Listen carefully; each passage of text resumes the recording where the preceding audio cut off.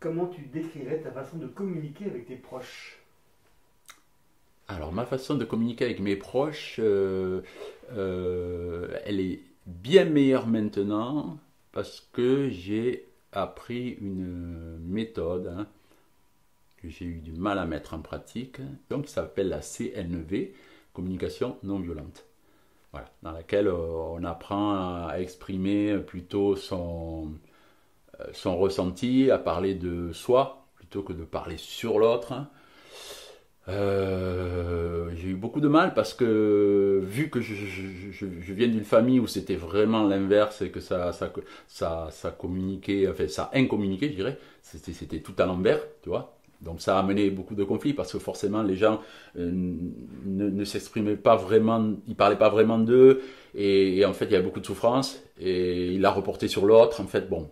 Et ça je l'ai tellement vu, et tellement souffert de ça que vu que moi ma nature elle est quand même tranquille et paisible, à un moment donné j'ai cherché quelque chose qui me rapproche de ça.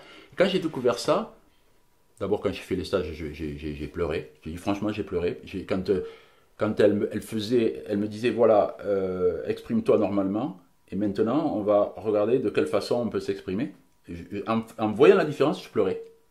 Je me disais mais non c'est pas possible quoi, c'est pas possible. Parce que je pleurais, parce que je me rendais compte à quel point je communiquais pas bien, quoi.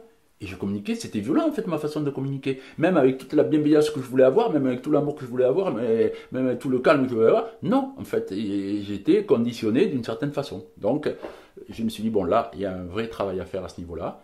Alors, je l'ai fait, j'y arrive pas tout le temps, mais quand même la plupart du temps maintenant, je me rends compte assez vite quand je communique mal. Quand je commence à pointer du doigt à l'autre, tout ça et tout, je me dis, attends, qu'est-ce que tu ressens là? Parle-lui plutôt de ce que toi tu ressens, et comme ça tu lui indiques ce qui se passe chez elle, ce qu'elle a fait, ce qu'elle a déclenché en fait. Moi, ça m'appartient, elle, ça lui appartient, mais parle-lui plutôt de ça, parce que sinon elle va pas comprendre en fait. Et ça va mieux, ça va mieux.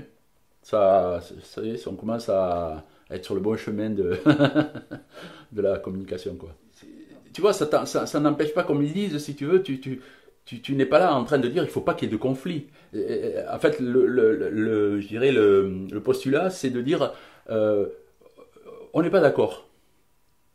Mais on va être d'accord de ne pas être d'accord. C'est-à-dire, on ne va pas mettre en conflit de plus. On n'est pas d'accord, on n'est pas d'accord. Donc, moi, dans un premier temps, je vais exprimer mon histoire.